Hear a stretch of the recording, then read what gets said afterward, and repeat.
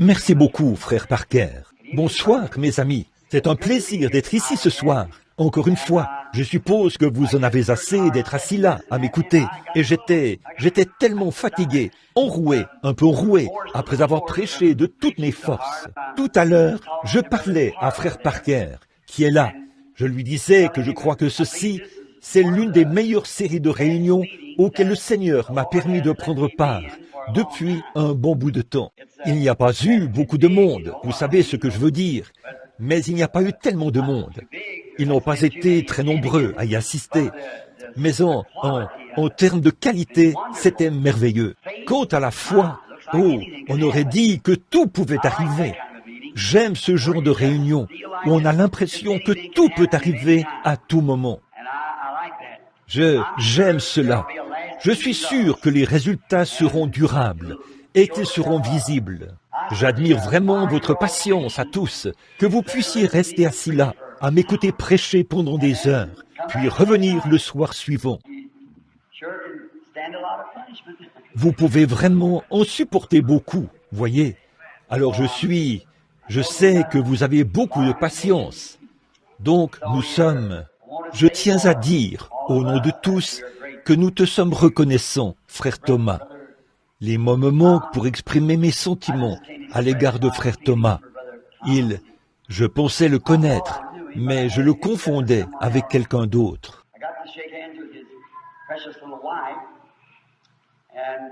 J'ai pu serrer la main à sa précieuse petite épouse. Ce sont vraiment des serviteurs de Christ.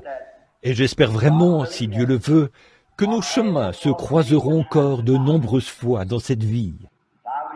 Si j'étais vous et que je vivais dans les parages, c'est son église que je fréquenterais. Donc, j'aime un homme qui...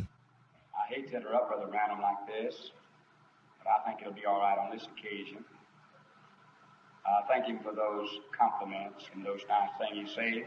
I just wondered if the people around here and all attending this convention would like to have him to come back again.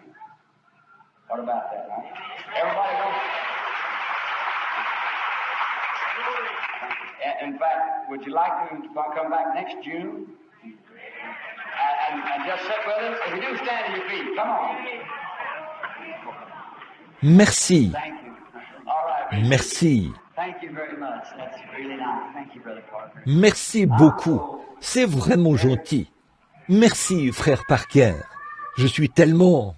Il me disait que toutes les dépenses ont été payées et tout. Nous vous sommes reconnaissants pour votre belle collaboration, votre aide, parce que, vous savez, organiser ces conventions coûte cher. Donc, tout a déjà été payé. C'est très bien. Nous en sommes vraiment reconnaissants. Tous les frais encourus et même au-delà. Le Seigneur a accordé le salut, la guérison, tous ces produits, et nous sommes donc vraiment heureux de voir ceci. J'ai un pincement au cœur de savoir que cette série de réunions est sur le point de se terminer. Mais elles reviendront bien plus tard, dans le futur, nous verrons les résultats. Maintenant, nous voulons remercier tout le monde une fois de plus. Je veux le faire pour les petits cadeaux que vous m'avez envoyés ces jours-ci. Ça me touche vraiment beaucoup. Alors, nous allons maintenant rendre visite à frère Bigby, en Caroline du Sud, à Columbus, en Caroline du Sud. Nous devons être là-bas demain soir et mardi soir, chez frère Bigby. Puis nous irons sur la côte ouest. Je veux vous demander, puis de là, je pense bien, après que nous aurons terminé la campagne là-bas, je veux aller en Afrique, en Australie, en Nouvelle-Zélande et un peu partout là-bas. Puis solliciter vos prières pour moi, afin que Dieu me vienne en aide. Merci beaucoup. Nous sommes très reconnaissants pour tout. Je le dis pour moi-même et pour les gens qui sont ici et qui viennent du tabernacle. Je suis avec quelques-uns de nos administrateurs sont ici, des diacres, et quelques-uns de mes amis de là-bas. Notre pasteur est ici. Je n'ai pas encore pu voir frère Neville. Je suppose qu'on l'a déjà présenté. L'a-t-on fait? Oui, frère Neville. Où es-tu, frère Orban? Je n'arrive pas à te repérer. Et, oh là là, là, au fond, toujours aussi grand. Viens ici un instant. Cet homme, je sais qu'il est un vrai serviteur de Christ. C'était un méthodiste pur et dur. Puis, il a reçu le Saint-Esprit. Maintenant, c'est un méthodiste rempli du Saint-Esprit. Voici notre précieux pasteur. Je veux te serrer la main, frère Neville. Merci, il y a des places. Je connais frère Neville depuis des années, et aussi sa charmante petite épouse, avant même qu'il soit marié. Depuis toutes ces années que je le connais, il n'a pas du tout changé, si ce n'est qu'il est monté plus haut en Dieu. C'est tout, mais c'est quelqu'un sur qui on peut compter. Nous l'aimons, là, en tant que pasteur. Il remplit cette fonction depuis des années, et nous espérons qu'il y restera jusqu'à ce que Jésus revienne, si telle est la volonté du Seigneur. Frère Neville, voudrais-tu dire un mot à l'auditoire? Well, I'm certainly delighted to be here in company with this good man of God that's been my privilege to associate with for this 10 years. I don't know whether I've made a good Gehazi or not, but I've tried to carry the staff of this man of God. He's more than a friend to me. He's been, as it were, a father in the gospel for me also, even though I exceed him a few years in age. But yet I'm so delighted also to be in this meeting. Something got a hold of me down here in Southern Pines that I like this place real well. And I've enjoyed it immensely. I know that God had a hand in my being able to come here and be with Brother Branham in this meeting. Well, I've been delighted so much in being here that things have just worked out so convenient and so wonderful that I just can't praise the Lord enough tonight for all of this. But above all, I said when I came here, there is one thing that highlights the whole meeting for me, and that's this Word of God. Amen. I wouldn't, if I never see a person healed, if I never see anybody pray for the sick, if God just continues to give me His Word, there's delight that fills my soul and comes from the bottom of my feet to the top of my head. This Word of the Lord. And amen. I'm delighted that God has blessed this, our God's servant and prophet, and I felt the blessing come off of him onto me. So I'm glad I got to be here. I hope you all felt the same thing that I have in these services. God has really blessed His servant down here at this place, is the reason I know that He expressed it a while ago. And great and mighty things that we have in faith tonight. Father, the Bible teaches us we don't need to have things visible. All we need is when we pray, believe, and we've already got them. Amen. I have them now because that's the way the Bible says it is. And I'm delighted in that because God is doing these wonderful things through this, our pastor, God's servant and prophet, Brother Branham, and may the Lord ever bless him and continue to keep him in this way. Praise the Lord.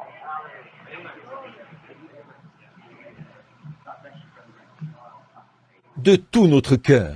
Que Dieu te bénisse, frère Neville. Bon, vous savez, quand on va à un pique-nique, si quelqu'un avait planté un petit arbre quelque part, eh bien on ne sait pas s'il est encore là ou pas, vous voyez, parce que ça a simplement été placé là, planté, ou quelque chose comme ça. Mais quand on sait qu'il y a là un vieux chêne, qui est resté bien vigoureux, on peut très bien envisager d'aller sous cet arbre se reposer. Ça, c'est frère Neville, toujours égal à lui-même. Il continue d'aller de l'avant. Donc, j'en suis vraiment heureux. Nous avons un autre frère ici, un petit pasteur de l'une des églises sœurs de notre église, là-bas. S'il ne s'avance pas, j'aimerais qu'il se lève. C'est frère Junior Jackson, un autre méthodiste rempli du Saint-Esprit. Junior Jackson, où es-tu? Frère Junior Jackson, un méthodiste rempli du Saint-Esprit. Le voici, juste ici, frère Jackson. Veux-tu dire quelque chose? Y a-t-il quoi que ce soit que tu veux dire? Très bien. Un autre qui se trouve ici, c'est frère Palmer. C'est un autre de nos frères qui est ici. Voudrais-tu te lever, frère Palmer? Il est pasteur à Macon, en Géorgie. C'est l'un de nos amis. Et frère Fred Sothman, je sais qu'il est ici. C'est l'un des administrateurs de notre église. Où es-tu, Fred? Il est quelque part ici. Il est assis là, tout au fond. Frère Banks Wood. Où es-tu, frère Banks? C'est un autre de nos administrateurs. Le voici. Frère Banks était un témoin de Jéhovah. Vous savez, il a assisté à la réunion. Il avait un garçon infirme, David, dont la jambe était repliée sur elle-même à cause de la polio. Je tenais une réunion sous la tente et il avait déjà vu. Il était là-bas, à Dallas, le soir, ou Houston, que le Saint-Esprit est descendu sous cette forme de lumière et qu'on en avait pris la photo. Frère Wood était là. Bon, je ne le connaissais pas à l'époque. Donc, il a rassemblé suffisamment d'argent. C'est un entrepreneur. Il est venu à la série de réunions suivantes. J'étais allé à l'étranger entre-temps. Et il est venu à la série de réunions suivantes. Il avait emmené son garçon, qui était infirme à cause de la polio. Et pendant que nous étions, j'étais là, sous l'onction du Saint-Esprit. Il a traversé toute l'assistance et lui a parlé. Il lui a tout dit à ce sujet. Il lui a dit de se lever. « David, où es-tu? Es-tu ici ce soir? » Oui, le garçon qui était infirme, c'est lui. David, si les gens ne croient pas que Dieu peut guérir un homme dont la jambe est repliée sur elle-même à cause de la polio et tout, j'aimerais que tu marches là, juste un instant, pour qu'ils voient que tu peux marcher. Oui, voilà, ce n'est pas pour faire un spectacle public, mais c'est simplement un témoignage. Regardez, vous voyez, il ne boite même pas, ni rien. Il marche tout à fait normalement et il est totalement guéri. Voyez, ce que notre Seigneur peut faire est vraiment, vraiment merveilleux. Alors, s'il l'a fait pour lui, eh bien, il le fera pour quelqu'un d'autre. Voyez, bien sûr que oui. C'est juste que nous devons avoir ce genre de foi-là. Maintenant, bien sûr, vous ici, vous connaissez tous frère Ben. Vous savez, c'est cet homme que vous pouvez entendre plus fort que tous les autres dire « Amen ». Je vais vous dire quelque chose. Ça me coûte de dire ceci à son sujet. Sa femme est assise là. Nous aimons tous Ben. C'était avant qu'il se marie. J'étais sur la côte ouest et ce jeune homme vient du sud de l'Indiana. J'étais là-bas sur la côte ouest un soir et je prêchais dans la vallée de San Fernando, là dans la vallée, chez les baptistes, sous une grande tente où il y avait plein de gens. Bon, ce sont des gens plutôt raffinés, vous savez, et je prêchais tout simplement. Tout à coup, j'ai entendu quelqu'un crier à tue-tête. Une touffe de cheveux noirs qui s'agitait. On aurait dit un Mexicain. Ses deux grands pieds levés en l'air. Et les mains comme ça. Je me suis arrêté. J'ai dit, Ben, comment as-tu donc fait pour te retrouver ici? Il était là. Que Dieu te bénisse, Ben. Je veux juste que tu te lèves. Levez-vous tout simplement, ta femme et toi. C'est juste pour que les gens puissent... Voilà, frère Ben. C'est lui qui crie tous ces Amen ici, de ce côté-ci. Que Dieu te bénisse. Amen. Que Dieu te bénisse. Frère Way, un autre missionnaire qui essaye de faire son bout de chemin sur les champs de mission. Il est avec nous ce soir. Nous le connaissons. Ça fait un moment qu'il demeure dans notre région. Où es-tu, frère Way? Es-tu présent à la réunion? Juste ici, avec sa femme. Et là, je vais vous dire une chose. La guerre qui sévit entre l'Angleterre et la Norvège est réglée. Il est anglais et elle est norvégienne. C'est terminé. Ce sont des gens charmants. Oui, monsieur. La guerre est terminée. Frère Bosé était là l'autre soir. Il a montré sa photo, puis il a dit, « Oh, eh bien, a-t-il dit, il y a une femme, c'est Sir Sothman. J'aurais aimé que Fred et elle se lèvent. Ils sont ici quelque part. Des gens charmants. Elle est norvégienne. » Bien sûr, frère Bosé est un Suédois. Et il a fait... Vous savez comment Joseph fait? Il a dit, il y a une dame ici, une sœur, a-t-il dit. Elle est norvégienne. Il a dit, bien entendu, si vous ne pouvez pas être suédois, il est bon d'être norvégien. Une fois à l'extérieur, il m'a regardé.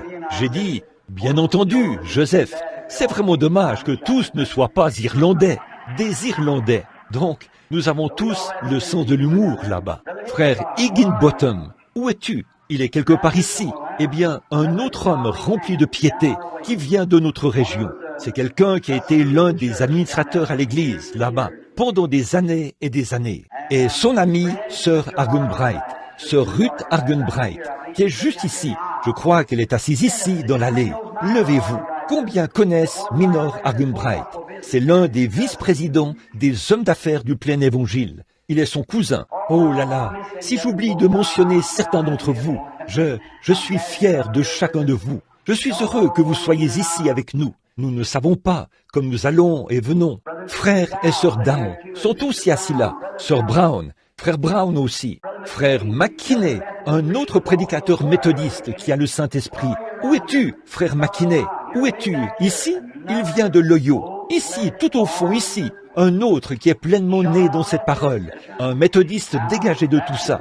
C'est vrai, il a maintenant le baptême du Saint-Esprit. Et il va de l'avant pour Dieu. Pat Tyler, un autre de mes amis intimes, qui est assis ici. Frère Pat, lève-toi. Vous connaissez peut-être tous Pat Tyler. Merci, frère Pat. Que Dieu te bénisse. C'était un hors-la-loi, un bandit, un assassin. Dieu l'a sauvé et a fait de lui un saint. Il fait de l'autostop d'un bout à l'autre du pays pour assister aux réunions et tout. Vous savez ce que je pense de ces gens que je considère d'où ils viennent? Je pense à Hébreux, chapitre 11. Ils furent sciés, ils allaient çà et là, vêtus de peau de chèvre et de peau de brebis, eux dont le monde n'est pas digne. Chacun d'eux a un témoignage. Tom Simpson, où est Tom? Est-ce qu'il est venu? J'ai cru voir sa voiture là dehors. Sa famille et lui, je croyais qu'il était ici. Peut-être que je me suis trompé. Oui, il se baisse et remonte comme une touche sur une ligne de pêche là-bas. Boum, boum, comme ça. Très bien. Que le Seigneur vous bénisse tous. Nous sommes heureux d'être ici. Il y en a d'autres qui viennent de la Géorgie et d'autres endroits. Nous sommes heureux que vous soyez tous ici et de rencontrer nos vieux amis. Est-ce bien Sœur Peckinpah de Chicago que je vois? Je pensais que c'était elle. Et Sœur Little à côté d'elle. Et Sœur D'Amico. Des gens précieux et bien-aimés de Chicago. Ce groupe de femmes qui me sont très chères. Et les autres qui sont assis ici. Il y a ce frère qui vient de quelque part en Géorgie. Son nom m'échappe. Tous ces gens, oh là là, on dirait qu'ils sont un peu partout ici. Nous sommes heureux de faire partie de cette communion fraternelle.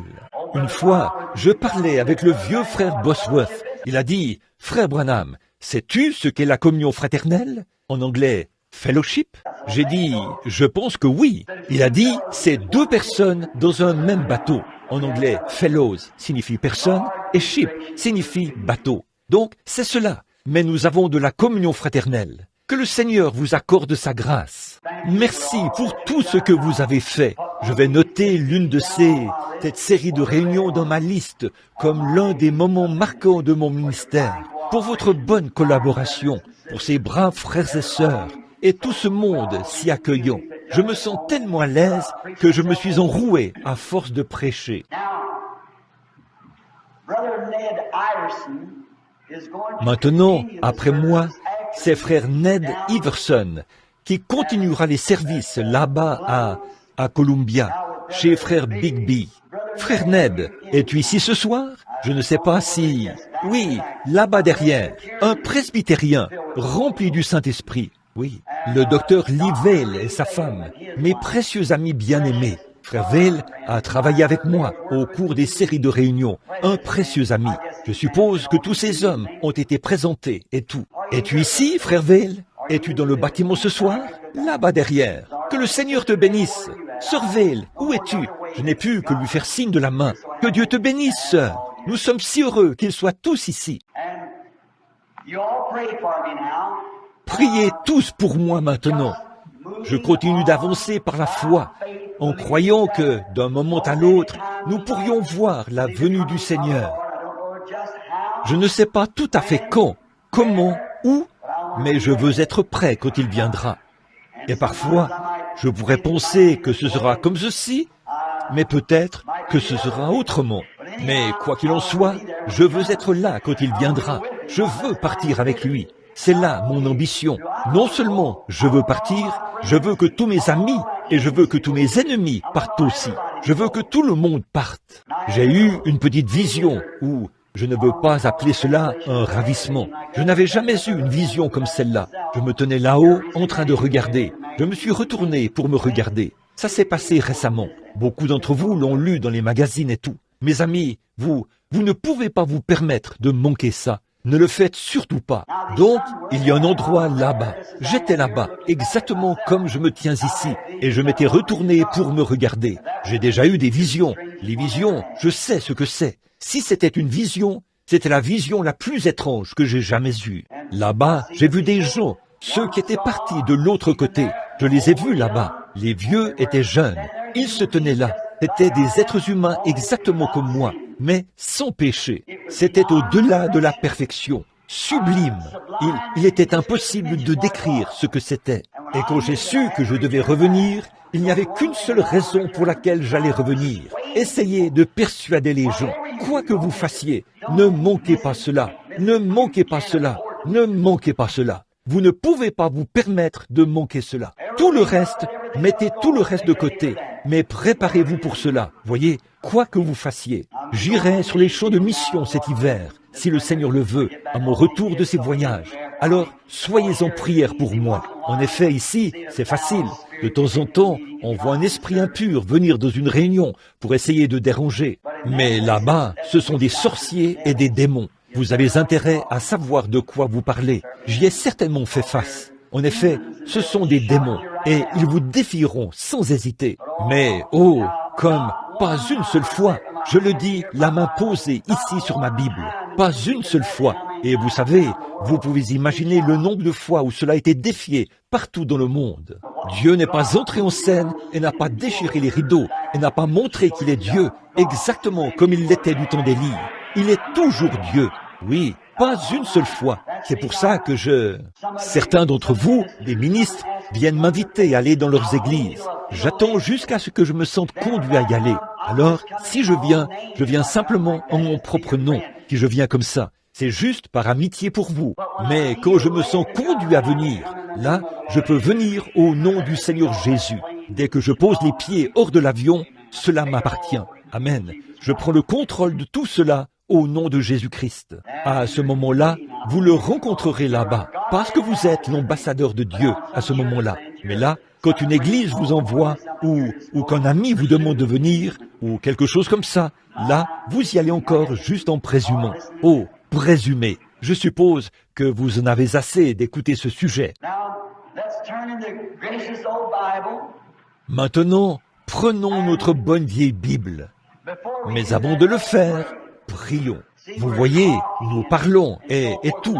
Maintenant, concentrons nos pensées sur lui pendant les prochaines minutes. Notre Père Céleste, nous étions en train de remercier les gens de leur gentillesse et de leur bienveillance.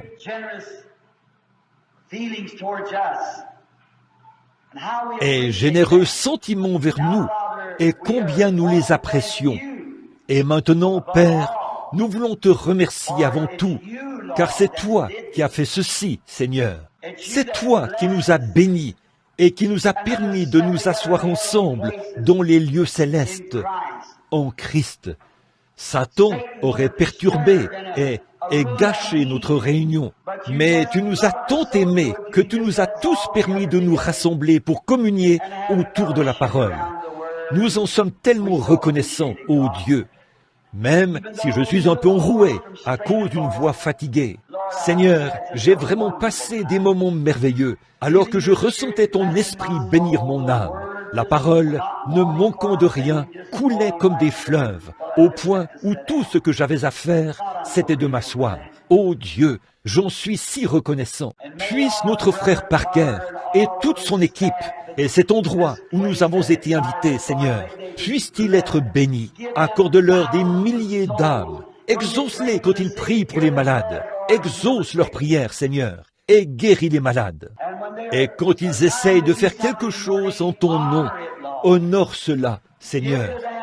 Donne-leur le fruit de l'esprit et donne-leur le grand désir de leur cœur, Seigneur, des âmes comme salaire. Quand ce jour-là, quand nous nous tiendrons là devant toi, puissent les âmes venir de partout et entourer de leurs bras ce précieux homme rempli de piété et son équipe. Si tu n'étais pas resté sur le champ de mission, frère Parker, nous ne serions pas ici. Ô Dieu, nous savons que c'est le désir sincère de tout vrai serviteur de Christ, de savoir qu'ils peuvent conduire de pauvres êtres humains perdus à un Christ qui sauve. Merci pour tout cela. Et maintenant, Seigneur, nous te prions à présent de bénir chacun. Bénis les prochaines réunions qui auront lieu partout. Accompagne chaque foyer. Sois avec eux ce soir, au moment où nous partirons d'ici pour aller dans nos différents foyers. Sois avec nous en chemin. Reste au volant. Éloigne de nous l'ennemi, Seigneur. Je te prie d'accorder ces choses.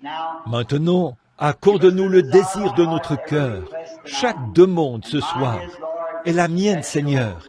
C'est qu'une fois de plus, tu rompes pour nous le pain de vie ce soir. S'il y en a ici qui ne sont pas sauvés, sauve-les. S'il y en a qui ont besoin du baptême du Saint-Esprit, puissent-ils venir ce soir. S'il y en a qui sont malades, guéris-les. S'il y en a qui sont abattus, donne-leur la joie. Accorde-le, Seigneur. Bénis ta parole maintenant, alors que nous la lirons. Puisse l'auteur nous en donner le contexte. Nous le demandons au nom de Jésus. Amen. Jean, chapitre 1, 35 à 41. J'aimerais lire ces précieuses paroles. Et le lendemain, Jésus était encore là, avec 2 de ses disciples. Excusez-moi, Jean était encore là, avec 2 de ses disciples. Et ayant regardé Jésus qui passait, il dit, « Voilà l'agneau de Dieu ». Et 2 disciples, les 2 disciples l'entendirent prononcer ces paroles, et ils suivirent Jésus. Jésus se retourna, et voyant qu'ils le suivaient, il leur dit, « Que cherchez-vous » Ils lui répondirent, « Rabbi », ce qui signifie « Maître ». « Où demeures-tu » ? « Venez, leur dit-il, et voyez. » Et ils allèrent, et ils virent où il demeurait, et ils restèrent auprès de lui ce jour-là. C'était environ la 10e heure. André, frère de Simon-Pierre, était l'un des 2 qui avaient entendu les paroles de Jésus, ou de Jean, et qui avait suivi Jésus. C'est lui qui rencontre le premier son frère Simon, et il lui dit, « Nous avons trouvé le Messie », ce qui signifie Christ. Et il le conduisit vers Jésus. Jésus, l'ayant regardé, dit, « Tu es Simon, fils de Jonas. Tu seras appelé Céphas, ce qui signifie Pierre. » Maintenant, puisse Dieu ajouter ses bénédictions à cette parole. Alors, ce soir, si le Seigneur le veut, je veux en tirer un peu, un mot, 2 mots, que je veux utiliser de cela. Les 2 mots que je désire utiliser sont « intéressé » et « convaincu ». Bon, comme nous le savons, c'est évident pour nous tous que nous assistons maintenant à un grand refroidissement dans toutes les nations. Au début, quand j'ai commencé, les réunions soulevaient beaucoup d'enthousiasme. Les gens étaient dans des réunions de prière partout. On critiquait, les journaux me critiquaient. Une femme avait fait près de 5000 kilomètres en taxi, juste pour se rendre à la réunion au Canada. Les gens ne sont plus intéressés à ce point-là. On dirait qu'il y a eu une apostasie. Et on dirait que les gens ne sont plus tellement intéressés. Plus beaucoup en tout cas. Pas autant qu'ils le devraient. Les gens ont très peu d'intérêt. Maintenant, le seul intérêt que nous avons, ce n'est pas pour les réunions qui durent toute la nuit. Une fois, je suis resté sur l'estrade pendant 8 jours et 8 nuits, sans me retirer, afin d'essayer de prier pour tout le monde. Et à la fin, il y avait 40 000 et quelques personnes qui attendaient qu'on prie pour elles. Vous voyez, je n'ai pas pu le faire, mais on prenait un groupe par ici et on les amenait dans les bois. Et on prenait un groupe par ici et on les amenait dans les bois. Des ministres priaient pour les gens jusqu'à ce qu'ils reçoivent le baptême du Saint-Esprit. Ils ne se donnaient aucun répit tant qu'ils n'avaient pas reçu le Saint-Esprit. Excusez-moi, j'ai dit 42 000. Je crois que si vous regardez dans le magazine, c'est 28 000 personnes qui attendaient encore. Sur des kilomètres à la ronde, autour de Johannesburg, il n'y avait absolument pas d'endroit qu'on pouvait louer. On avait dressé des tentes et tout. Les gens ne sont plus intéressés à ce point-là. Voyez, les feux du réveil s'éteignent. Voici ce qui intéresse les gens maintenant. Venez juste adhérer à l'Église. Ou, ce qui intéresse vraiment, c'est soutenir un programme évangélique à la radio ou une émission de télévision où on fait une sorte de spectacle. Pour la bonne cause, bien sûr, certainement. De grands bâtiments, on construit de grandes écoles et tout, comme ça. On dirait que c'est là où il y a de l'intérêt maintenant.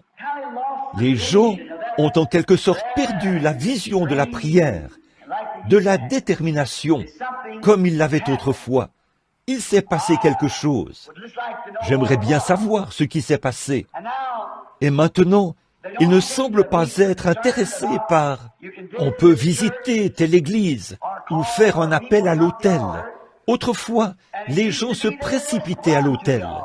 J'ai connu l'époque où, pendant que je prêchais, avant même que je puisse terminer ma prédication, l'autel et les allées étaient remplis de gens. J'ai connu l'époque où le Saint-Esprit se déplaçait dans l'auditoire et faisait des prédictions et disait quelque chose à quelqu'un. Et les gens étaient étonnés et s'évanouissaient dans leur siège.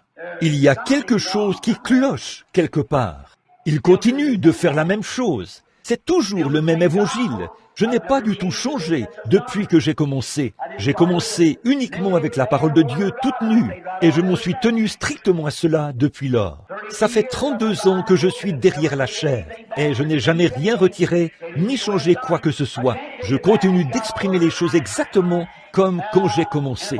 Je ne peux pas me rétracter. C'est la parole de Dieu. Et si je le dis exactement comme c'est dit ici, la prochaine fois, je devrais dire la même chose. Parce qu'ici, c'est écrit comme ça, ici, voyez. Donc, je ne peux rien faire d'autre à ce sujet. Et le Saint-Esprit fait encore la même chose. Donc, mais on dirait que les gens n'ont pas assez d'intérêt. Maintenant, je me demande pourquoi n'y a-t-il plus d'intérêt comme autrefois? Je crois que ce qui fait qu'il n'y a plus autant d'intérêt qu'autrefois, c'est que les gens ne sont plus aussi convaincus qu'autrefois. Il faut être convaincu avant de pouvoir être intéressé.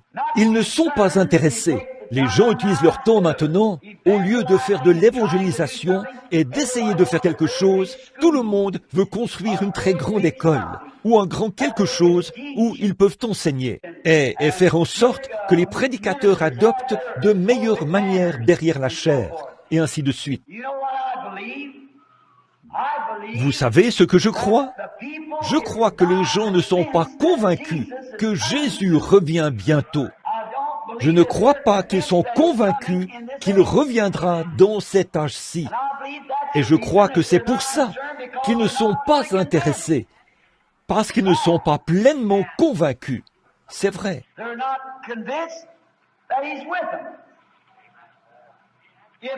Ils ne sont pas convaincus qu'il est avec eux. S'il l'était, il reviendrait à la parole. C'est vrai. Et là, il se peut que bien des gens comprennent mal cela. Aimer, c'est discipliner. Vous devez discipliner les gens si vous les aimez. Si votre petite fille était assise sur la route, comme je l'ai dit ce matin, à faire des gâteaux de boue, si vous l'aimez vraiment, vous la ferez quitter cette route. Qu'en serait-il si votre femme disait « Jean un tel, peu importe votre nom, vous savez, vous la laisseriez sortir avec un autre homme, parce que vous diriez « Que son petit cœur soit béni, c'est ce qu'elle veut, je l'aime tant, je vais la laisser le faire. » Vous seriez un piètre mari. Elle devrait se débarrasser de vous et trouver quelqu'un qui l'aime, qui prendra soin d'elle. Ce n'est pas ce que je voulais dire, parce qu'on ne peut pas faire ça. Mais ce à quoi je veux en venir, c'est ceci. Qu'en est-il si Dieu avait dit à Ève, « Ma pauvre petite Ève, tu sais, tu es mon enfant. Tu n'avais pas l'intention de faire ça. » Bien sûr qu'elle n'avait pas l'intention de le faire. Certainement pas. Mais elle l'a fait.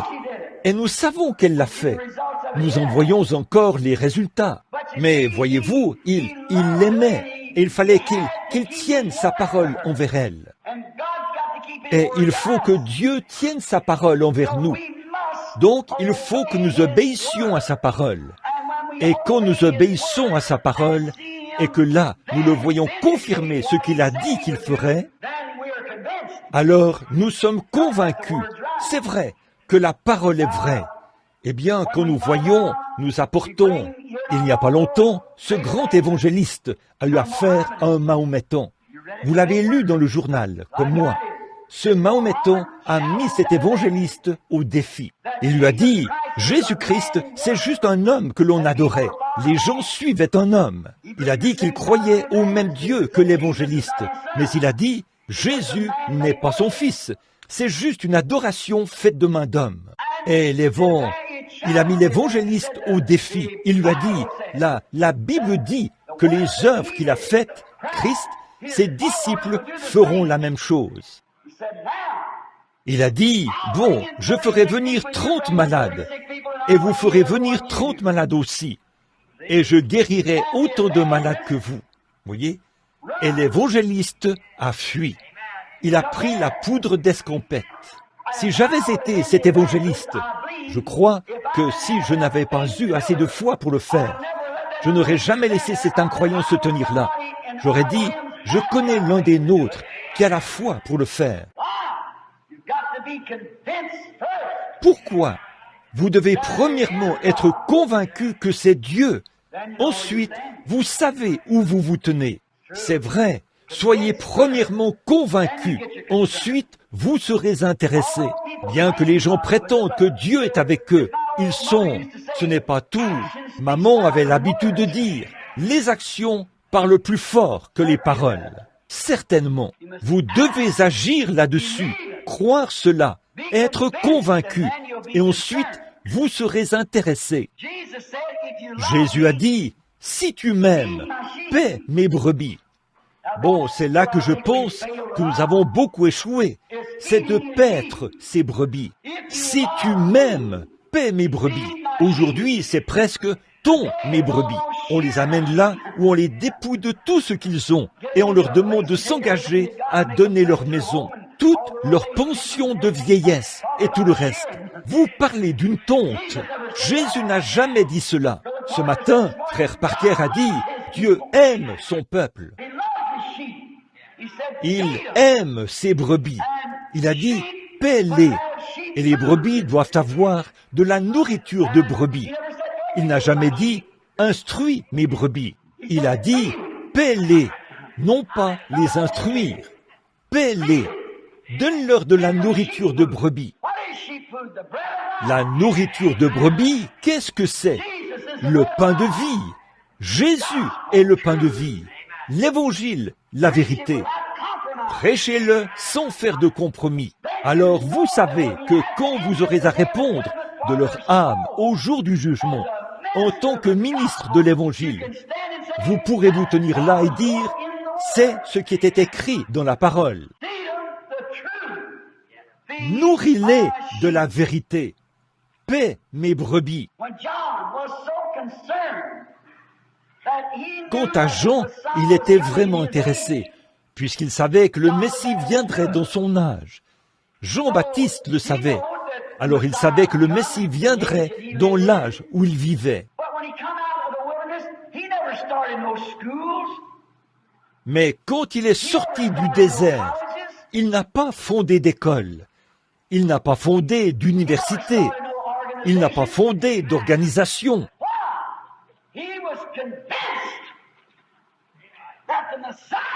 Pourquoi? Il était convaincu que le Messie viendrait en son temps. Sa nourriture, son message, ses actes en rendaient témoignage. Et nous croyons qu'il vient dans cet âge-ci. Pourquoi voulons-nous amasser de grandes choses? Pourquoi investirions-nous des millions de dollars pour construire des écoles et des bâtiments pour dire ensuite que Jésus revient? Eh bien, le grand public a plus de bon sens que ça.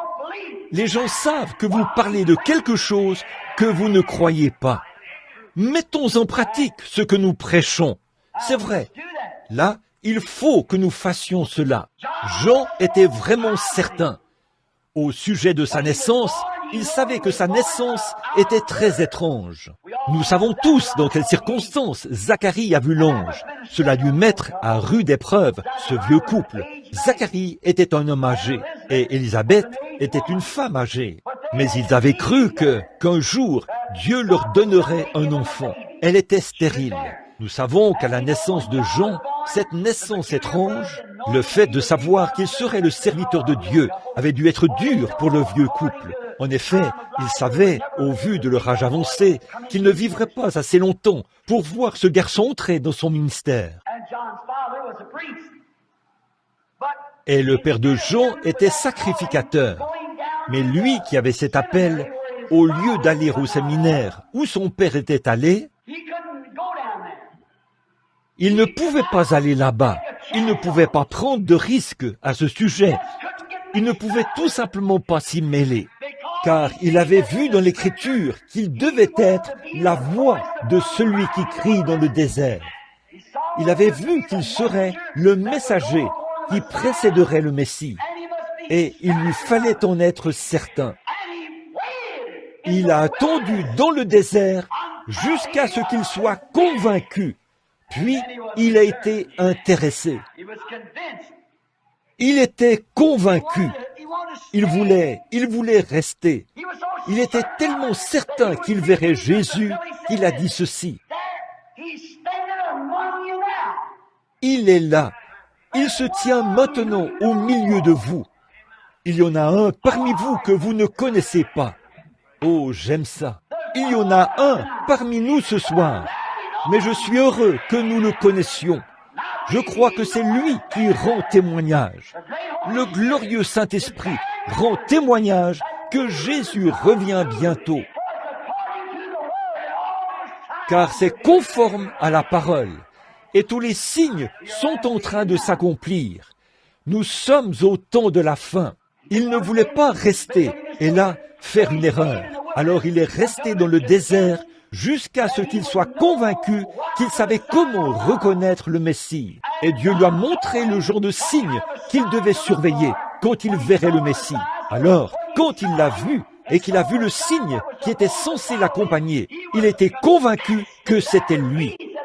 Il a dit, je rends témoignage que c'est lui, car c'est Dieu qui lui avait parlé et le lui avait annoncé par le prophète 712 ans avant sa naissance.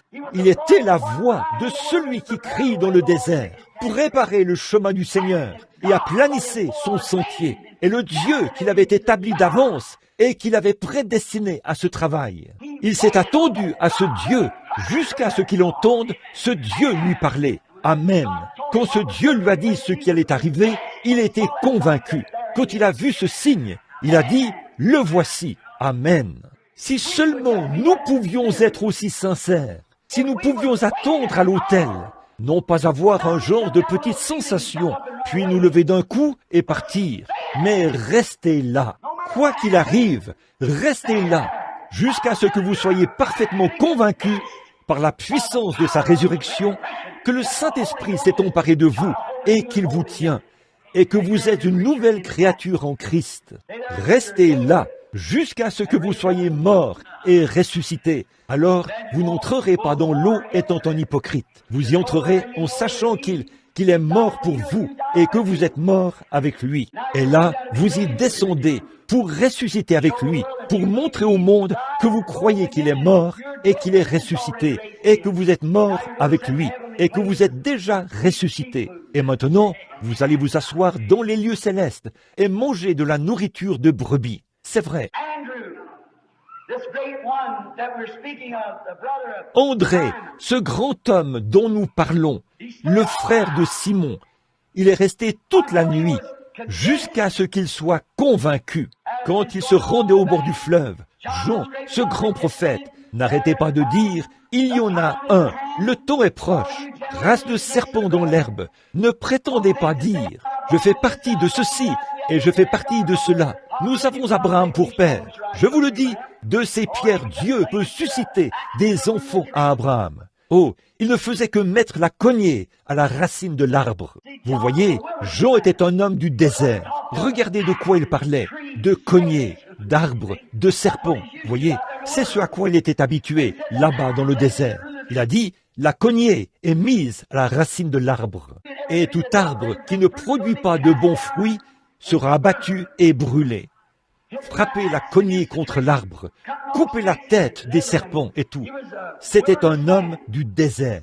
Ce n'est pas étonnant que Jésus ait dit, « Qu'êtes-vous allé voir, cette béatitude oubliée, au sujet de laquelle j'ai prêché ?» Quand il a gravi la colline, les disciples de Jean, il a dit, « Qu'êtes-vous allé voir, un homme vêtu de beaux habits ?» Il a dit, « C'est ce genre-là qu'on appelle docteur, Saint-Père.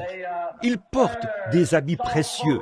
Ils embrassent les bébés, marient les jeunes et enterrent les vieux. Il se sert d'un canif. Un homme comme lui, que peut-il bien connaître du maniement d'une épée à deux mains sur le champ de bataille? Êtes-vous allé en voir un? Certains ont dit, alors, êtes-vous allé voir un roseau agité par le vent, ou tout petit groupe qui peut venir vous faire changer de ceci à cela et de ceci à cela? Pas Jean.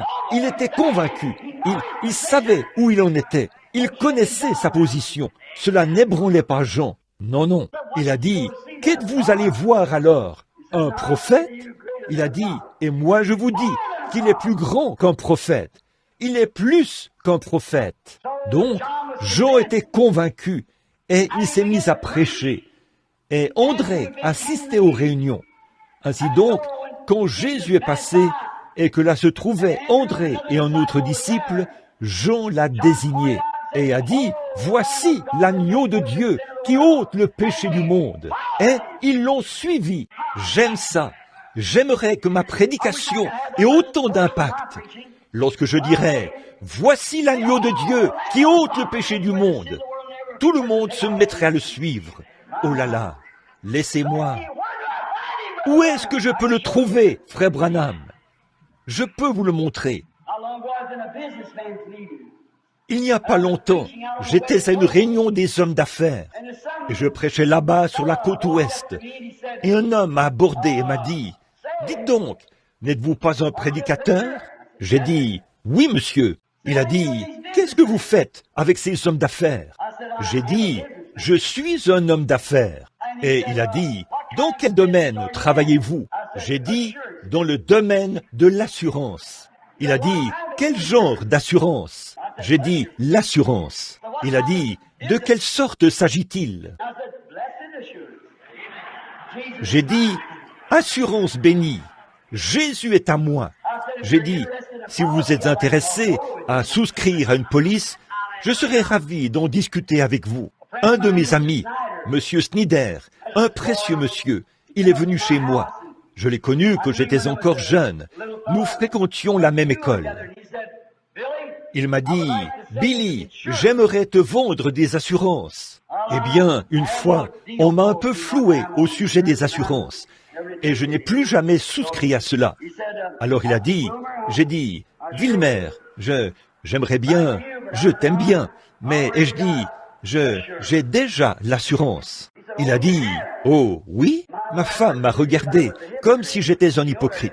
Elle savait que je n'avais pas de police d'assurance, mais j'avais dit l'assurance. Voyez? Il a dit, « Oh, je suis désolé, Billy. » Il a dit, « C'est avec quelle compagnie ?»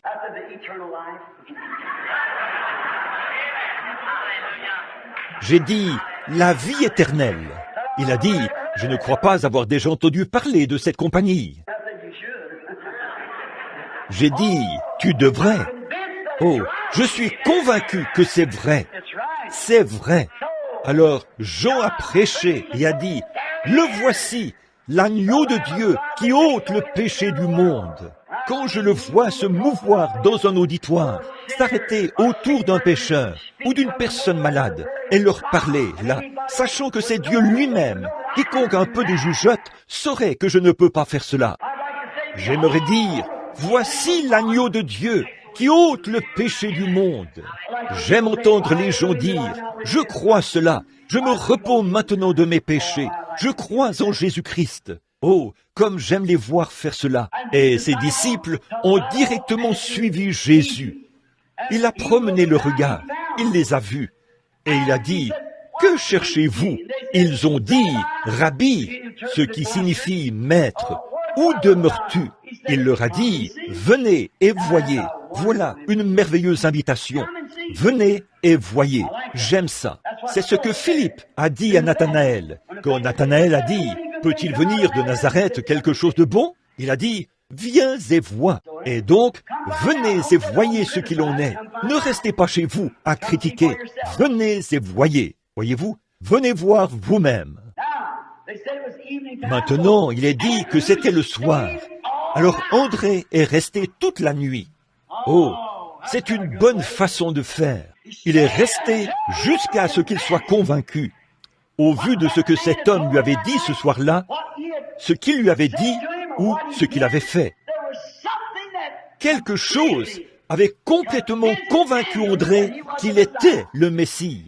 J'imagine que très tôt le lendemain matin, il a pris son manteau et son chapeau et est descendu au fleuve, parce que Pierre était censé y être pour pêcher. Il lui a dit, « Viens voir celui que nous avons trouvé, c'est le Messie. » Il était convaincu.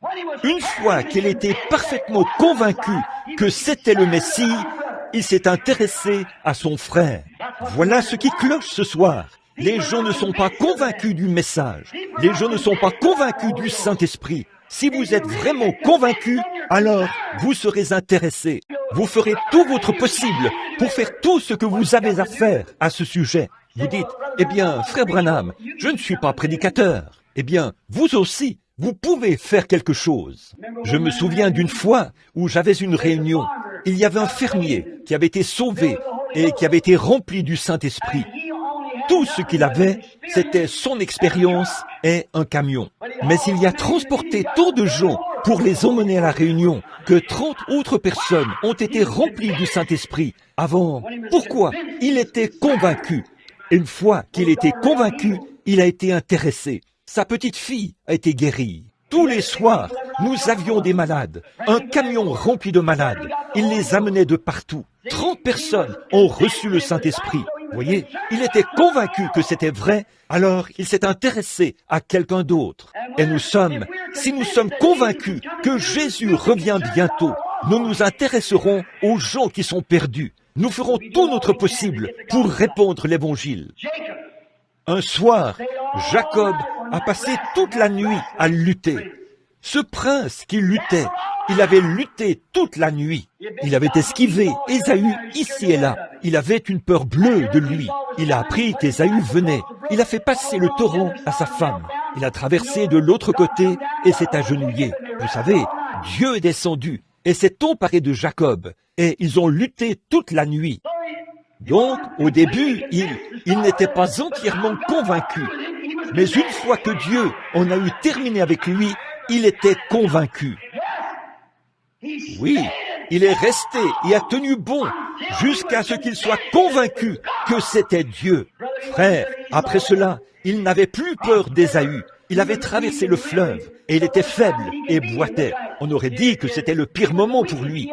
Il était plus faible que jamais. Il était infirme et tout. Mais Ésaü lui a dit, « Veux-tu que j'envoie une armée pour t'aider ?» Il a dit, « Je n'ai même pas besoin d'aide. » Pourquoi? Il était convaincu que le Dieu auquel il s'était accroché était capable de prendre soin de lui. Alléluia! Si seulement les gens pouvaient faire ça. Si vous pouvez être convaincu que le Dieu qui s'empare de vous secoue votre cœur et fait de vous une nouvelle créature en Jésus-Christ. Que la maladie, la mort ou quoi que ce soit d'autre survienne. Vous êtes convaincu qu'il est capable de prendre bien soin de vous. Certainement. Amen. J'aime ça. Shamgar, le jeune homme dont nous avons parlé l'autre soir, il s'intéressait à sa famille. Oui, il savait qu'ils avaient faim. Et 1 millier de Philistins sont arrivés. Je crois 600 et quelques. Je crois que 600 d'entre eux sont arrivés par la route. Des hommes armés. Il s'intéressait à sa famille parce qu'ils allaient mourir de faim cet hiver-là. Mais il est resté là à réfléchir et à étudier. Que pouvait-il faire? Il est resté là jusqu'à ce qu'il soit convaincu que Dieu tient sa promesse. Maintenant, regardez ce qu'il a peut-être pensé. Bon, voici mon père Abraham, dont je porte dans ma chair la marque de la circoncision. Parce que je crois qu'Abraham était un homme de Dieu. Il était convaincu. Il a quitté sa maison. Il a quitté tout ce qu'il avait pour servir Dieu. Et ce jour-là, sur la montagne, quand il a offert le bélier à la place d'Isaac, Dieu a dit à Abraham, Parce que tu as fait cela, ta postérité possédera la porte de l'ennemi. C'est vrai, ta postérité, Abraham, je te le promets, je le jure. Alléluia. Oh là là. Maintenant, je me sens religieux. Je le jure. Abraham, ta postérité possédera la porte de son ennemi. Alors, Shamgar pouvait dire, je suis la postérité d'Abraham. Amen. Et si Shamgar, qui était la postérité naturelle d'Abraham, pouvait penser ainsi, qu'en est-il de ce soir, nous qui sommes la postérité royale d'Abraham? Oh! Vous pensez que je suis fou? Peut-être que je le suis. Laissez-moi tranquille. Je me sens mieux comme ça que quand je pensais autrement. Oui, la postérité royale d'Abraham. L'Église est la postérité royale promise. Et si la postérité naturelle pouvait faire preuve de tant de courage, qu'en serait-il de la postérité royale, avec la présence du Saint-Esprit qui oint partout et qui se manifeste? Gloire! Certainement, Shamgar s'est dit, je suis une postérité d'Abraham. Quand il s'est mis à méditer là-dessus, Dieu a dit à Abraham, et ça, je le crois, que sa postérité possédera les portes de son ennemi. Les voilà qui franchissent ma porte. Il a simplement tendu la main et a pris un aiguillon à bœuf. Eh bien, il ne s'est pas arrêté. Il n'a pas attendu d'apprendre à se battre en duel, ni dit, bon, un instant, là, je suis la postérité royale, je suis la postérité d'Abraham, je suis circoncis. Alors, vous savez, tous ces Philistins sont de grands guerriers. Ils s'entraînent depuis longtemps. Je vais aller au séminaire et obtenir mon doctorat en philosophie et mon doctorat en droit. Et j'apprendrai à me battre en duel. J'apprendrai le catéchisme, tous les règlements de l'Église. S'il l'avait fait, c'est tout ce qu'il aurait su par rapport, c'est tout ce qu'il aurait su, et il n'aurait pas pu les vaincre. Donc, il n'aurait pas pu faire le poids contre l'ennemi. Vous ne pouvez pas faire le poids contre l'ennemi. Je ne peux pas faire le poids, mais je me souviens que je vis sous une promesse. Alléluia, selon laquelle ces puissances ont déjà été largement dominées, vaincues et renversées. Je suis plus que vainqueur, maintenant même. Pas moi-même, mais je suis en celui qui l'a vaincu pour moi, voyez, et qui vit toujours. Je fais partie de la postérité royale d'Abraham. Pensez-y un instant, puis prenez votre aiguillon à bœuf. Chassez ce démon du doute, loin de vous. Oui, il a dit, je ne peux pas apprendre à me battre en duel. S'il le fait, c'est tout ce qu'il saura faire, se battre en duel. C'est tout ce dont il aurait pu parler. Aujourd'hui, c'est ce que nous essayons de faire aujourd'hui.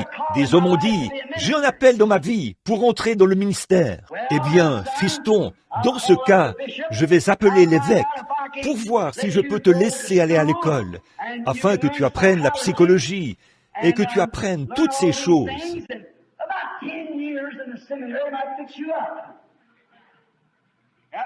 Une dizaine d'années au séminaire pourrait t'y préparer. Ça le fera certainement. Ça le préparera de sorte qu'il ne puisse plus jamais se relever. Comme c'est différent aujourd'hui, la manière dont on envoie un ministre, en comparaison de ce que c'était dans l'Église primitive. Ils n'ont pas attendu 10 ans, ils ont attendu 10 jours.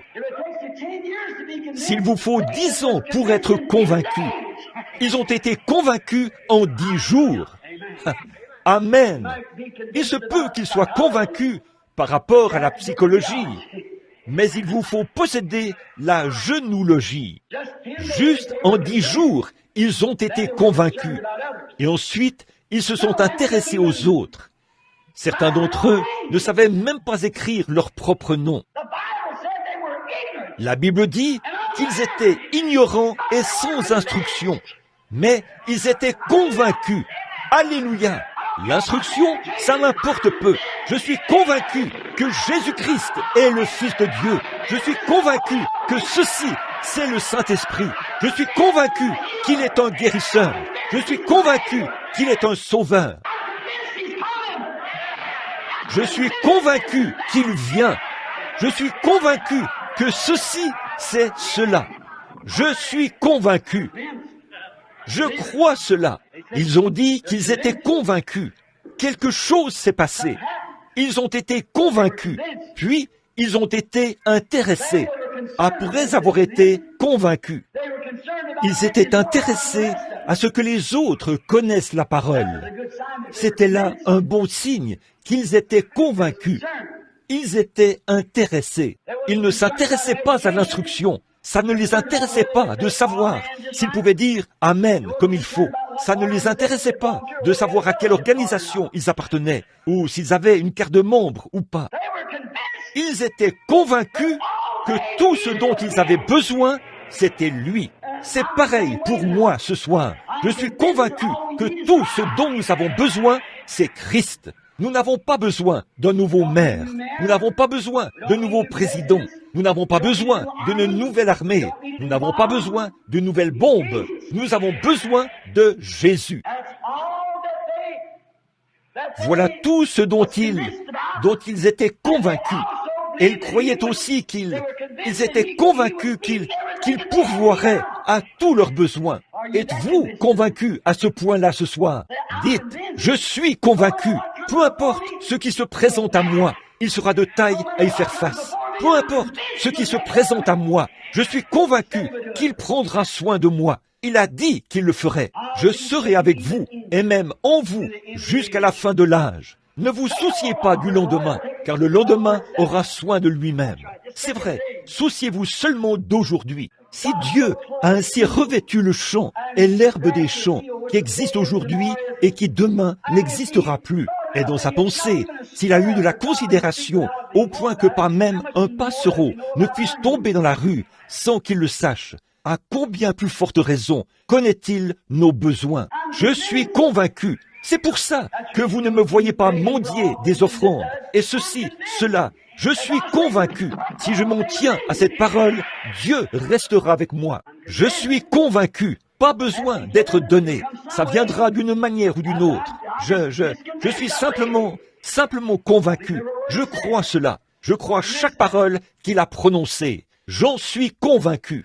Je suis convaincu qu'il pourvoira à tous mes besoins. Je n'ai pas à m'inquiéter à ce sujet. Et il était aussi convaincu qu'il n'avait pas besoin d'un tas de psychologie et de toutes ces autres choses qu'il faut apprendre. Ils étaient convaincus que ceux à qui ils prêchaient, que tout ce qu'il leur fallait, c'est ce qu'ils avaient. C'est ça le problème aujourd'hui. Ils essayent de leur faire avaler d'autres choses, des credos et des choses de ce genre. Vous n'avez jamais été vraiment convaincu que le Saint-Esprit est réel. C'est tout ce dont j'ai besoin. C'est tout ce dont vous avez besoin. C'est tout ce dont n'importe qui d'autre a besoin. J'étais en Afrique il n'y a pas longtemps. Ils essaient d'instruire ces gens-là et les tribus. Quand vous les amenez vers l'homme blanc, ils adoptent les péchés de l'homme blanc. Il a son propre péché là-bas, dans la tribu. Quand vous l'amenez là, il adopte le péché de l'homme blanc. Et là, il est un fils de l'enfer 2 fois plus qu'au départ. Il n'a besoin que d'une seule chose. C'est Christ dont il a besoin. Amen. Une fois, Hudson Taylor. Vous n'avez jamais entendu parler de Hudson Taylor, le grand missionnaire en Chine? Il y avait un jeune Indien. Il avait été sauvé et il a dit qu'il était appelé au ministère. Il est venu voir Monsieur Taylor pour lui parler. Il lui a dit, Monsieur Taylor, devrais-je faire 4 ans d'études en psychologie et d'autres choses qu'il devrait faire? Et combien de temps me faudra-t-il pour obtenir ma licence en lettres? Monsieur Taylor lui a répondu, il a dit, « Fiston, ne brûle pas la chandelle à moitié avant de commencer. » Non, c'est aussi ce que je pense. N'attendez pas que la chandelle soit consumée à moitié et qu'une sorte d'instruction soit injectée en vous, une sorte de liquide d'embaumement. Ne faites pas ça. Mais je vous le dis, dès que la chandelle est allumée, commencez. Je ne cherche pas à soutenir l'ignorance, mais voici ce que je veux dire. Si vous ne savez rien d'autre, dites-leur comment la chandelle a été allumée. C'est tout ce qu'ils doivent savoir. Dites-leur ce qui a allumé la chandelle. Dites-leur ce qui brûle là-dedans. Dites-leur simplement comment cela a été allumé. Faites en sorte qu'ils s'allument à leur tour et ils s'occuperont du reste. Certainement, vous n'avez pas besoin de dire, d'utiliser toutes sortes de mots recherchés que vous ne connaissez même pas pour commencer et qui ne veulent rien dire une fois que vous les connaissez. Voyez, dites-leur simplement, gloire à Dieu, le Saint-Esprit m'a saisi et je suis un homme différent. Dites-leur comment la chandelle a été allumée. N'attendez pas qu'elle soit consumée, parce qu'à ce moment-là, ça produit juste de la fumée. On en voit trop aujourd'hui. Dites-leur simplement comment elle a été allumée. Cet aveugle à qui Jésus a rendu la vue là-bas, ils en ont fait tout un plat. Souvenez-vous, quand il est passé là, les disciples ont demandé, qui a péché, lui ou sa mère ou son père? Jésus a dit, aucun d'eux, mais c'est afin que les œuvres de Dieu soient manifestées. Et il lui a rendu la vue. Voici que tous les scribes et les pharisiens se sont présentés là. Son père et sa mère avaient une peur bleue, parce qu'on avait déjà dit, si quelqu'un écoute ce Jésus de Nazareth, ce prophète, il recevra simplement une lettre de l'Église. Vous êtes excommuniés. Ils n'ont pas du tout changé sur ce point. Vous voyez, c'est pareil. Si quelqu'un l'écoute ou assiste à ces réunions, il est immédiatement exclu de l'Église. Pour commencer, on efface tout de suite votre nom du registre. Alors, ils sont allés chercher son père et sa mère et leur ont demandé, « Est-ce bien votre fils ?» Ils ont répondu, « Oui, c'est notre fils. » Ils ont dit, « Nous savons que c'est notre fils et nous savons qu'il est né aveugle. » Eh bien, ont-ils dit, « Comment a-t-il recouvré la vue ?» Ils ont dit, « Demandez-lui. Il a de l'âge. » Ils ont dit, « Donne gloire à Dieu, cet homme est un pécheur. » Voyons, ils ne pouvaient pas discuter de théologie avec eux. Certainement pas. Mais il y a une chose qu'il savait. Il était convaincu qu'il voyait. Il a dit, s'il est un pécheur ou pas, je ne sais pas. Je ne sais pas de quelle école il est sorti, ni rien à ce sujet. Mais voici un bon argument que j'ai. C'est que j'étais aveugle et je suis convaincu que je peux voir. Parce qu'il m'a dit que c'était possible et je l'ai écouté. Alléluia! C'est pareil pour moi. Autrefois, j'étais aveugle, mais maintenant, je vois. Autrefois, je ne pouvais pas voir ceci. J'étais un pécheur. Il m'a ouvert les yeux. Autrefois, j'étais aveugle. Maintenant, je vois. Il avait un bon argument, certainement, à tel point qu'ils n'ont pas pu trouver d'argument au retour. Pourquoi? Il était convaincu qu'il voyait. Il était convaincu que... Il a dit, c'est bizarre ça. Vous vous présentez tous ici comme des chefs religieux de la nation. Et vous dites que vous ne savez pas d'où vient cet homme. Et pourtant, il a accompli sur moi un miracle qui ne s'est jamais produit dans le monde. C'est étrange, ça. Frère, je crois que c'est un assez bon théologien, là. Pourquoi? Il était convaincu. Il y a quelque chose qui l'avait convaincu. Il était aveugle, et là, il voyait. David, lorsqu'il est venu vers l'armée de Saül, alors que Goliath était dans le camp d'en face, David était le plus petit de tous. Goliath était le plus grand. C'est Saül qui aurait davantage fait le poids contre lui. Saül mesurait environ 2 mètres, je suppose, ou plus, peut-être 2,50 mètres. Il dépassait d'une tête tous les hommes de son armée. David était le plus petit de tous ces gens, et il était le seul qui n'avait pas reçu de formation. Mais frère, il était convaincu. Gloire! Voyez, j'aime l'aspect que j'ai. Remarquez, il n'avait pas reçu de formation, il n'avait pas de lance, il ne savait rien de tout cela, et il n'était qu'un petit bout d'homme au teint rosé. Mais il était convaincu, et il s'intéressait à une armée qui se donnait le nom de l'armée du Dieu vivant. Il était convaincu que le Dieu qui lui était venu en aide, alors qu'il se servait d'une fronde pour tuer un lion et un ours, pouvait certainement terrasser ce Philistin incirconcis. Il était convaincu, puis il s'est intéressé à l'armée. Peu importe combien il avait, si vous êtes convaincu, alors vous êtes intéressé. Mais vous devez d'abord être convaincu. Donc, il était convaincu. Je me souviens d'un soir, il faisait très chaud, il y avait beaucoup de frayeur. Il allait à la guerre. Oh, ses probabilités de réussite étaient très faibles. Il a prié. Il était étendu là, sous un mûrier. De l'autre côté, l'armée était déjà prête pour l'affrontement. Il s'est étendu sous ce mûrier. Au bout d'un moment, il a entendu venir quelque chose. Cela continuait et a traversé les mûriers, et c'est parti de l'autre côté. Il était convaincu, frère. Peu importe ce qu'étaient ses probabilités de réussite, il était convaincu que Dieu marchait devant lui. Messieurs, si vous pouvez vous tenir ici ce soir, peu importe ce qui cloche chez vous, si vous pouvez sentir ce vent impétueux du Saint-Esprit vous traverser et vous dire, « Je suis l'Éternel qui guérit toutes tes maladies. Je te guéris maintenant. » Si vous pouvez être convaincu, frère, vous ne tenez pas compte du contact là dehors. Vous savez déjà que ça va arriver. Certainement, il était convaincu, puis il était intéressé. Samson se tenait devant les Philistins. Il n'avait qu'une mâchoire de mulet à la main. Il n'était même pas armé. Mais il était convaincu que le Dieu qui l'avait suscité était capable de tuer ces Philistins avec cette mâchoire de mulet. Et il en a tué 1000. Le prophète fugitif, Moïse, quand Moïse a été convaincu que c'était Dieu qui se trouvait dans ce buisson.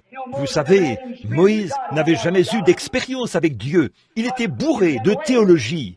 Mais il s'était enfui. Mais quand il était convaincu que c'est Dieu qui se trouvait dans le buisson, car la voix qui avait parlé à partir du buisson lui avait cité l'Écriture, et il était convaincu que c'était Dieu. Et Dieu a dit, « Je serai avec toi ». Vous savez, il avait perdu tout intérêt quant au fardeau de l'Égypte. Ça faisait 40 ans qu'il était là-bas, et ses esclaves étaient au loin. Mais une fois qu'il était convaincu que c'était la volonté de Dieu de les délivrer, il était intéressé dès le lendemain. Voilà qu'il s'est mis à descendre la route. Pouvez-vous imaginer la scène? Là, Séphora, assise sur un mulet, le petit Gershom sur sa hanche. Un homme de 80 ans, la barbe pendait comme ceci, le crâne chauve qui brillait au soleil, un bâton tordu à la main. Il criait « Alléluia, je descends en Égypte pour prendre le contrôle ». Oui, cela peut vous faire agir bizarrement. Cela l'a peut-être fait agir bizarrement. Mais il était convaincu. Pourquoi? Je vais y aller avec toi, Moïse. Je vais prendre ce bâton qui est dans ta main et je vais délivrer mon peuple.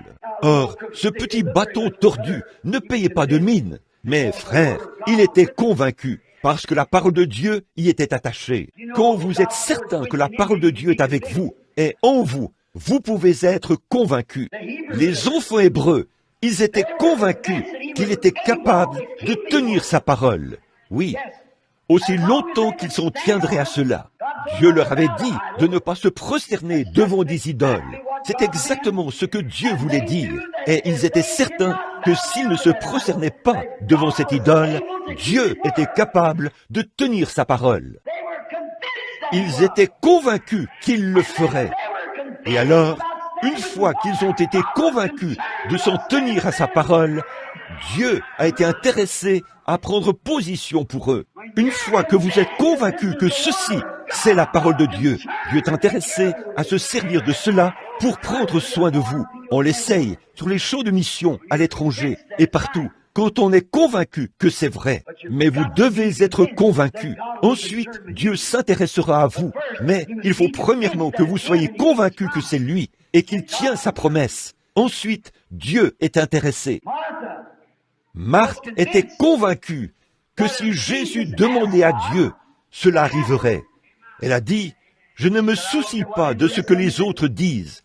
Je ne m'en soucie pas. Même si ma sœur Marie n'y croit pas.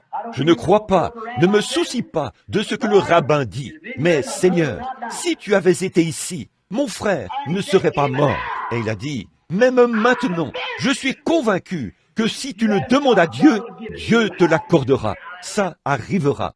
Je vais tout de suite là-bas rouler la pierre. Je vais m'y préparer.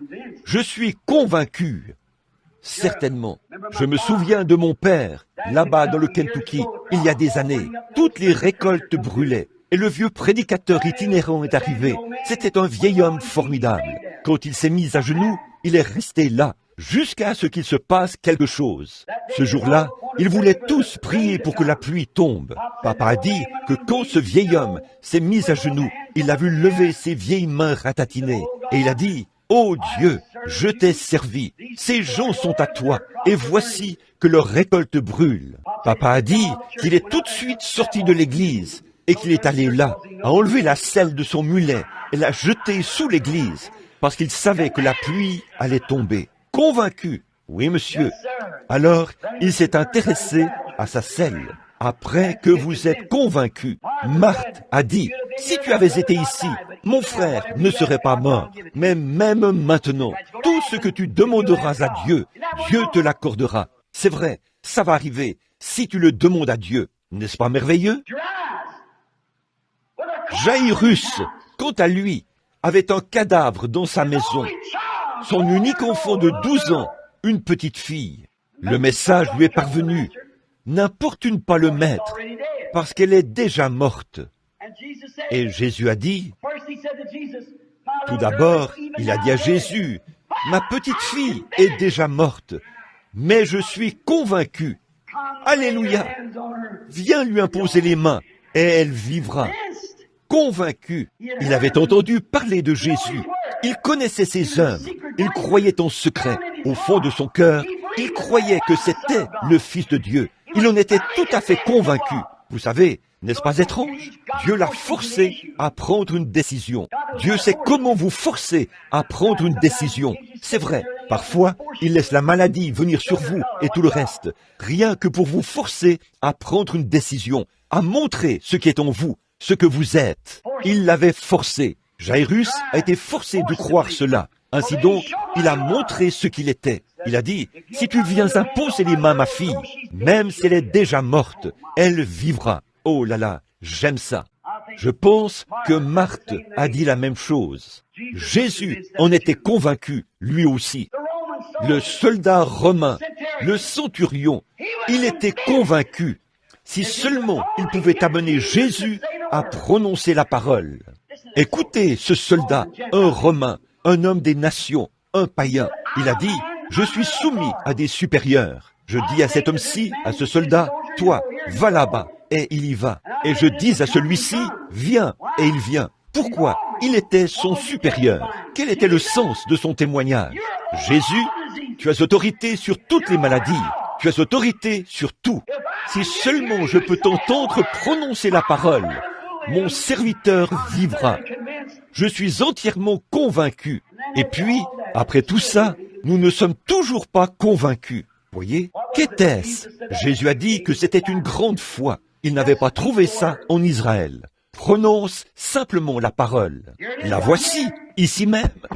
Quand vous priez, croyez que vous avez reçu ce que vous avez demandé et cela vous sera accordé. Si vous dites à cette montagne, ôte-toi de là, et que vous ne doutez pas en votre cœur, mais croyez que ce que vous dites arrive, ce que vous aurez dit vous sera accordé. Alors, confessez. Quoi? Par ses meurtrissures, je suis guéri. Par sa grâce, je suis sauvé. Par sa promesse, j'obéirai et je serai rempli du Saint-Esprit.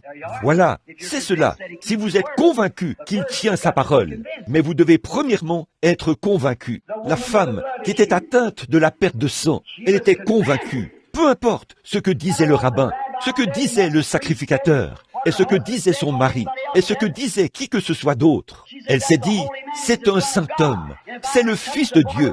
Si seulement je peux toucher le bord de son vêtement, c'est tout ce que j'ai à faire. Je suis convaincu que je serai guéri. Même si le médecin disait qu'elle ne pouvait pas se rétablir, elle s'est dit, je peux me rétablir si je réussis à toucher le bord de son vêtement.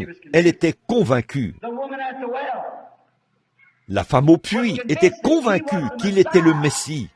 Quand elle a vu ce signe scripturaire, puisqu'elle savait ce que le Messie serait. Comme je l'ai dit ce matin, cette vie prédestinée était là en elle. Et dès qu'elle, les eaux chaudes se sont déversées, les eaux fraîches plutôt, se sont déversées sur cette parole de vie que Dieu avait prédestinée dès la fondation du monde. Elle l'a vue aussi vite que ça.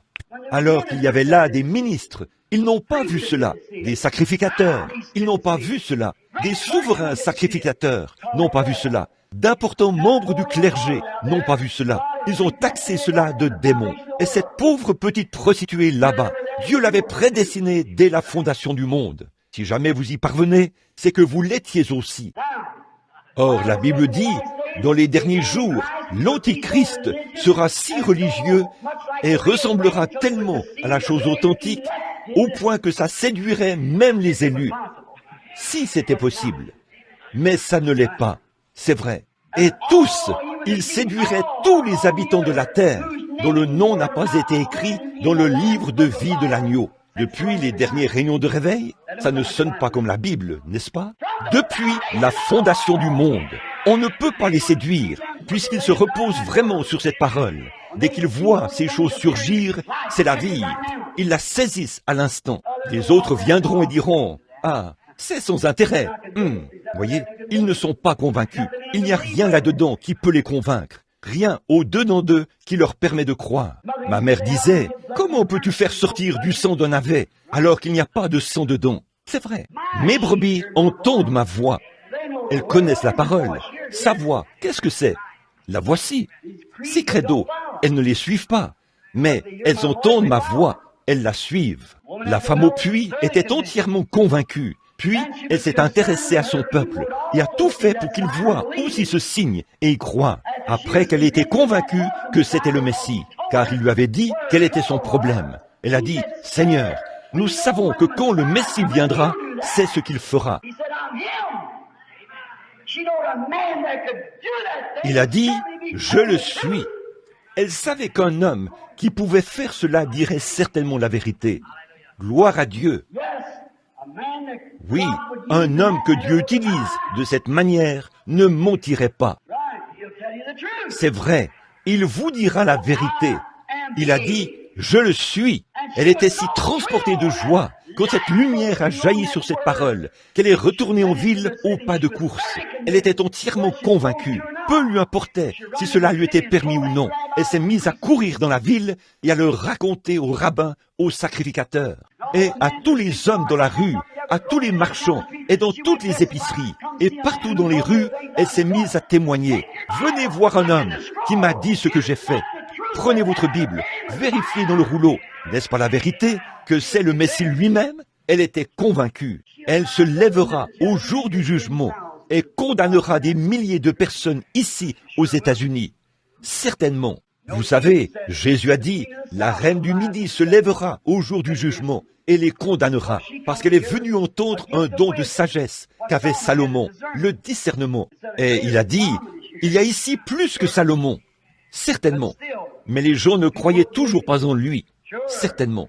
Elle était convaincue. Elle voulait que son peuple soit convaincu. Voyez, après avoir été convaincue, elle s'est intéressée à son peuple. Elle savait que c'était le Messie. Elle savait que c'est ce que la Bible disait que le Messie ferait quand il viendrait. Elle a dit, nous savons que le Messie, celui qu'on appelle Christ, quand il viendra, il nous annoncera ces choses. Mais tu dois être prophète. Jésus a dit, je le suis. Là, elle était convaincue, parce qu'elle savait que l'Écriture le disait. Et voilà, c'était là. Elle était convaincue, puis elle était intéressée. Elle est allée en parler à quelqu'un d'autre. Maintenant, Jésus était convaincu qu'il ressusciterait le troisième jour. Il était si convaincu qu'il a dit, « Détruisez ce temple, et je le relèverai le troisième jour. » Pourquoi? David, dans les Écritures, un prophète, sous l'inspiration. David était prophète, vous savez. David, sous l'inspiration, a prophétisé en ces termes. Je n'abandonnerai pas son âme dans le séjour des morts, et je ne permettrai pas que mon sein voie la corruption. Et il savait que dans les 72 heures, avant que la corruption s'installe dans ce corps-là, il ressusciterait. 72 heures, c'est 3 jours et 3 nuits. Il a dit, détruisez-le, et je le ressusciterai. Entièrement convaincu, c'est vrai, qu'il le ressusciterait. Il savait que les Écritures ne peuvent pas faillir. Alléluia!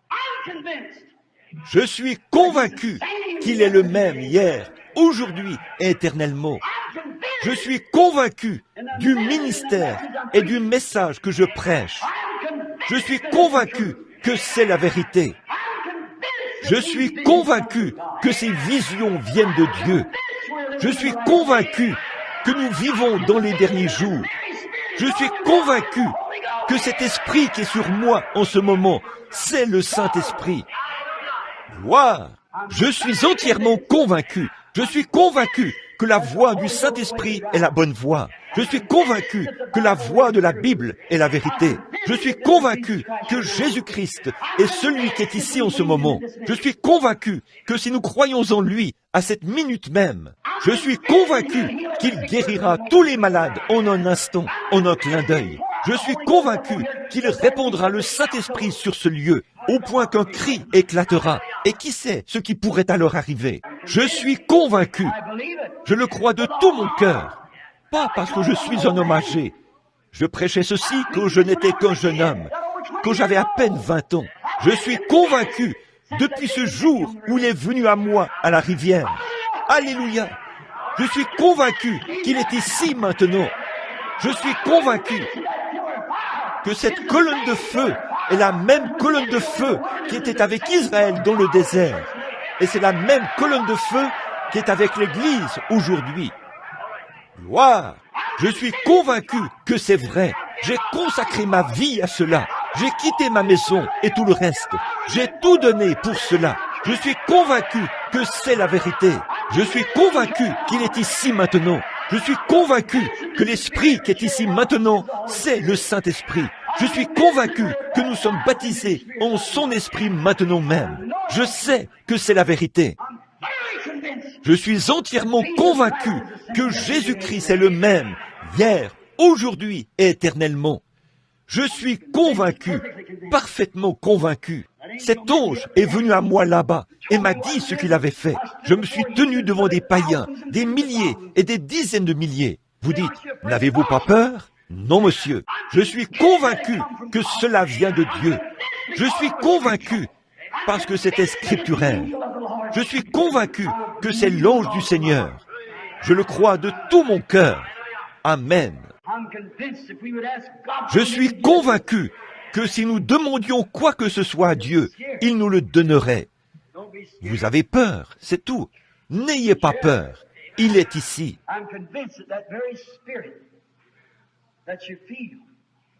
Je suis convaincu que cet esprit même que vous ressentez, ce Saint-Esprit qui agit en nous, je suis convaincu que c'est Christ. Amen. Je suis convaincu que maintenant même, que ceci, ce que je suis en train de regarder, ce cercle de lumière qui est devant moi, je suis convaincu que c'est le Saint-Esprit. Je suis convaincu que cette vision est devant mes yeux. Je sais qu'il existe. Amen. Je défie tous les démons du monde à cette heure. C'est vrai. Il est Dieu. Christ n'est pas juste un prophète. Il est Dieu et rien de moins. Courbons la tête un instant. Je ne suis plus capable de prêcher. Quelle onction! Béni soit le nom du Seigneur. Je suis entièrement convaincu qu'il est Jésus-Christ, le même hier, aujourd'hui et éternellement. Père Céleste, je suis convaincu que c'est toi. Je te prie, ô Dieu, alors que je quitte cette estrade ce soir, de faire quelque chose de spécial. Prouve aux gens, une fois de plus, que c'est toi. Je te confie cet auditoire. Seigneur, nous sommes entre tes mains. Agis avec nous comme bon te semblera. Au nom de Jésus, Amen.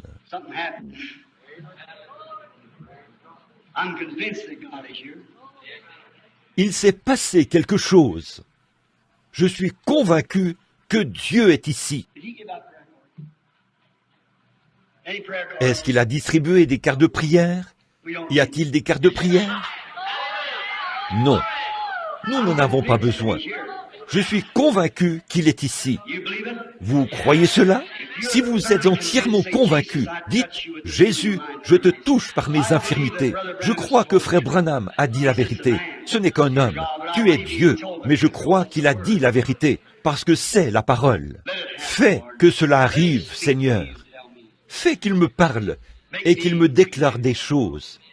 Fais en sorte que je sois convaincu. Le voici, déjà présent dans la réunion.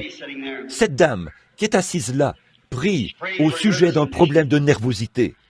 Sa petite fille, qui est avec elle, souffre de déficience mentale. Allez-vous croire cela? Vous avez une mère malade à la maison. Ayez la foi. Ne doutez pas. Vous pouvez obtenir ce que vous demandez.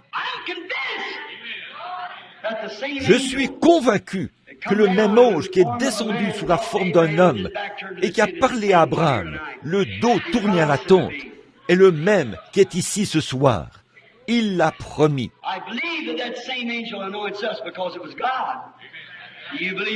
Je crois que ce même ange nous oint parce que c'était Dieu. Croyez-vous cela? Très bien. Sarah, ici quelque part, parlez à Dieu. Je suis convaincu, sœur. Je suis convaincu, frère. Je sais que c'est la vérité. Certainement. Il y a une dame qui est assise derrière moi. Elle souffre du cœur. Elle est assise juste derrière moi. Je ne la connais pas. Elle se tient devant moi.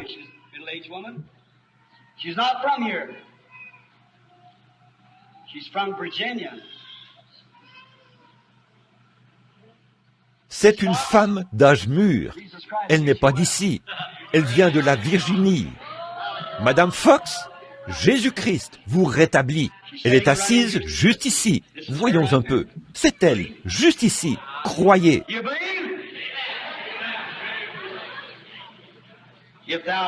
Croyez-vous? Si tu peux croire, tout est possible. Qu'en pensez-vous, madame?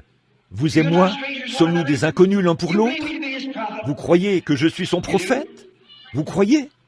Vous avez des problèmes à la tête. C'est vrai. Vous vous appelez Madame Moore. Si c'est vrai, levez la main. Rentrez chez vous. Soyez guéris.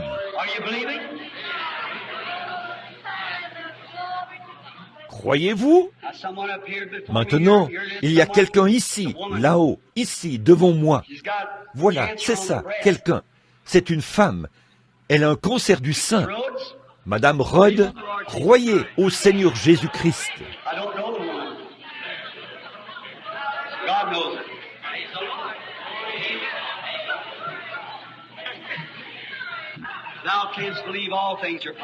Je ne connais pas cette femme. Dieu la connaît. Si tu peux croire, tout est possible. C'est vrai.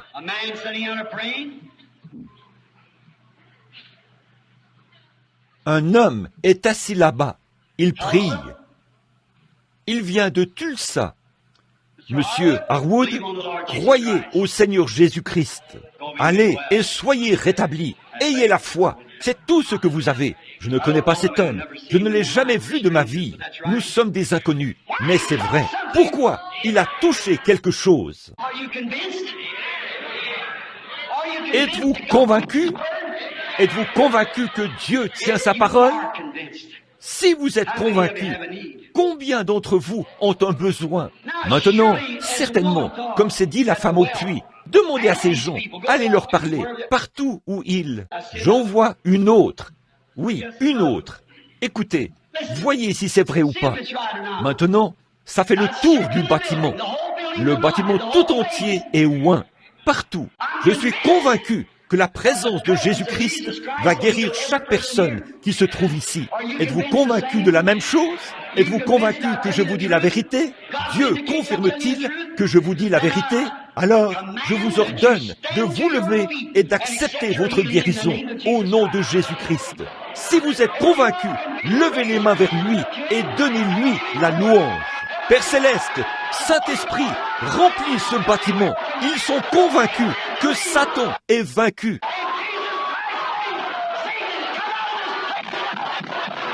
Au nom de Jésus-Christ, Satan, sort de ce lieu.